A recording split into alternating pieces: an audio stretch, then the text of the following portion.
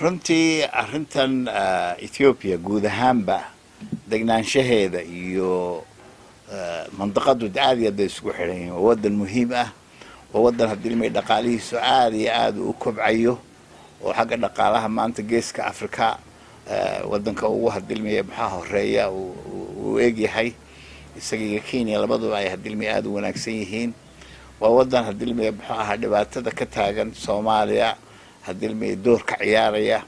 waa wadan hadilmay Somaliland hadilmay maxaa si aad iyo aad u ballaaran ay isugu xidhan yihiin. kolka dhibaatada hadilmay halka ka dhacda waa mid aan saameynayn Ethiopia hadilmay maxaa mandaqada geeska Afrika oo dhan saameynaysa. sidaas aawadeed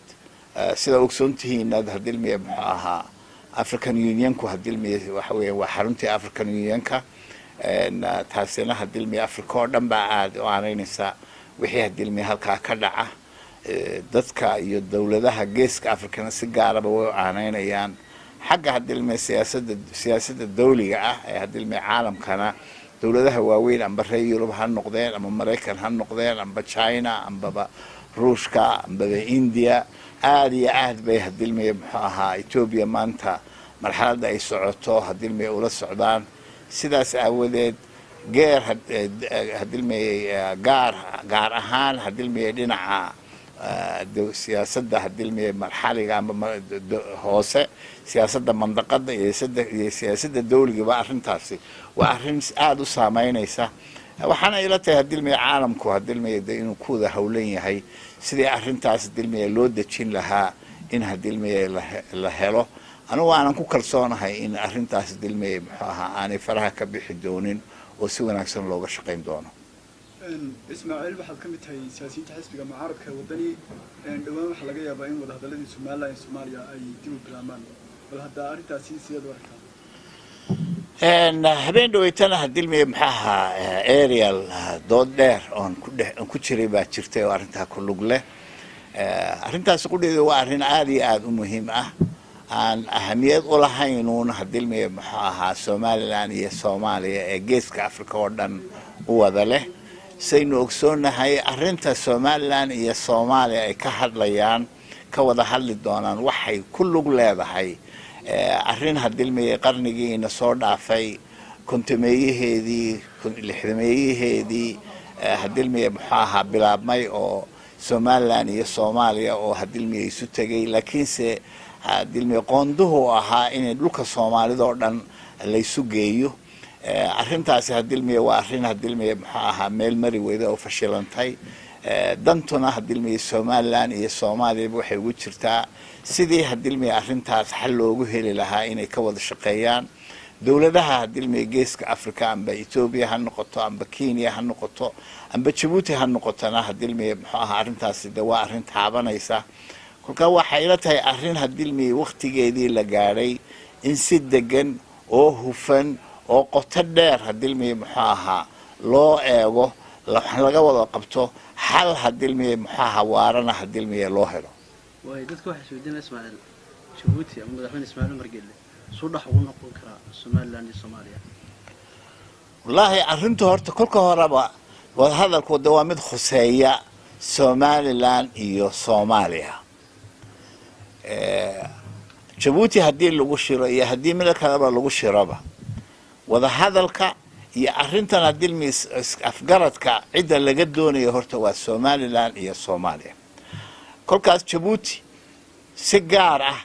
ayay uga duwan tahay geeska Afrika dawladaha geeska Afrika kale waayo laano waa wadan badidiisa dadka ku nool ay Soomaali yihiin. waa wadan qoondihii Somaliland iyo Soomaaliya isu geeyay dhinac ka ahaa taariikhdiisu inuu isaguna ka mid noqdo. arrintaasi hadilmay kolkay arrintii Somaliland iyo Soomaaliya ay hadilmay hagaagi weyday ee khalkhal badan lagu arkay ee Djibouti goostay inay iska arrintaas ka mid noqon. kolkay noqoto dawladaha geeska Afrika Djibouti waxa weeyaan dawladda ugu faradhoobana arrintan fahmi karta Soomaaliyana fahmi karta oo door ka ciyaartay carta shirkii ka dhacay ee maanta dawladda xamar ka dhisan ay hadilmay maxaa ka bilaabantay Djibouti baa u sabab ahayd. jabuuti baa ka shaqaysay jabuuti hadilmay iyadoo arrintaa hadilmay lukulahayd oo aad u fahamsan maanta hadilmay wadciga Soomaaliya sidii yahay misna haddana hadilmay Somaliland iyo Soomaaliya dhibaatooyinka hadilmay dhacay suuragalin kari suuragal ay u noqon weyday in hadilmay muxuu ahaa dawladdii ay wada galeen 60kii inay hore u sii socoto oo ay burburto dawladda aad iyo aad u fahamsan geeska Afrika ku taala waa Jabuuti weeyaan madaxweynaha Jabuuti Ismaaciil Cumar Geelle waa dadka hadilmay muxuu ahaa siyaasadda ku barbaaray ee hadilmay la socday hadilmay madaxbanaanida ay Jabuuti heshay iyo doorka hadilmay muxuu ahaa arrinta in Soomaaliland la isu geeyo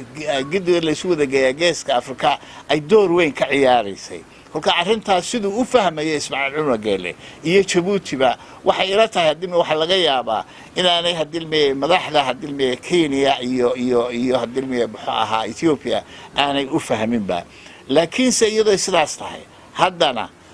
geopolitics ka mandaqada ambaba hadilmay kolka la eego siday u dhigan tahay amba u dhisan tahay iyo hadilmay muxuu ahaa muuqaalka siyaasadeed ee geeska Afrika u leeyahay ee ku saabsan hadilmay jiritaanka wadannada kala duwan iyo siday u hadilmay muxuu ahaa u abuurmeen waxay la tahay hadilmay muxuu ahaa dawlado kale fara badan oo iyaguna aad u aaneynaya ayaa jira maaha kuwa geeska Afrika oo kali ah waxa weeyaan dhinaca hadilmay dawladaha Carbeed iyo sidoo hadilmay geeska Afrika ay isugu xidhan yihiin jasiiradda Carabtu waa si arrin muhiim ah weeyaan caalamku hadilmay si weyn buu isaguna arrinta u eegaya oo hadilmay mas'uuliyad weyn ay ka saaran tahay amba Jabuuti iyo cidii kale arrinta dhex gasha waayo laano geeska Afrika hadilmay wuxuu isku xidhaa badaha hadilmay muxuu ahaa Indian Ocean-ka iyo badda cas iyo hadilmay maxaa Europe iyo Asia iyo Australia iyo waxa weeyaan meel hadilmay siyaasadda dawliga ah hadilmay door weyn ka ciyaari karta dana badan ay hadilmay maxaa kulli faaqayeen siyaas aawadeed aniga waxay ila tahay hadilmay maxaa arrintu way ka weyn tahay qof shakhsi ah amba hadilmay wuxuu fikir ka qabo waxa weeyaan waa mid hadilmay siyaasadii dawliga ahayd tii gobolka iyo tii daakhiliga ahaydba inay hadilmay wada taabanayso aniga waxay ila tahay laakiinse dawladda Jabuuti Ismaaciil Cumar Geelle khaasatan inuu sidoo u fahmayo oo laga yaabo arrinta uu isugu dhaweyn karo waxyaalo badan oo hadilmay maxaa dadka kale aan fahmayn isugu fahmi karo ay jiraan u door aniga waxay ila tahay culus inuu ka ciyaari karo laakiinse aan ku celiye kollabadan ku celiye kolka ugu horeysa arrintu waxay saamaysaa oo ay tahay inay hadilmay iska fahmaan waa Soomaaliya iyo Somaliland khaasatan Somaliland ayay tahay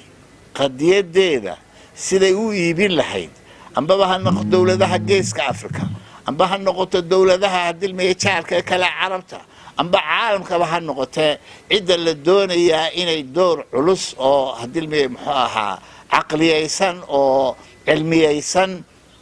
oo danteeda hadilmay muxuu ahaa si wanaagsan u iibin karta waa Somaliland ba hadilmay mas'uuliyadda ay saaran tahay hada waa arrin laga xumaado arrin la sugayo intaas oo dhan hadilmay siday Hargeysa oo mantahay la ogsoonaa amal weyna u jiray hadilmay muxuu ahaa hadilmay rijo weyna ay jirtay in biyaha xunba weyna ay hadilmay noqdaan biyo waraabiya hadilmay Hargeysa ko kaliya dadka in dawladda ay ku tiraahdo arrinta waxba kama jiraan waxa weeyaan horta waa arrin adag oo culus oo maqalkeeda iyo hadilmay si kastaba loo dhigay hadilmay arrinta jiritaankeeda inay arrintu sidaas tahay aad iyo aad u culus weeyaan iyadoo sidaas tahay aniga waxa ila tahay hadilmay siyaasad ba fashilantay la doonaya Hargeysa lagu waraabiyo dawladdii kulmiye ayaa mas'uul ka ahayd arrintan lacag fara badan ayaa caalamka ugu deeqay arrintan kolka arrintan garanay inay fashilantay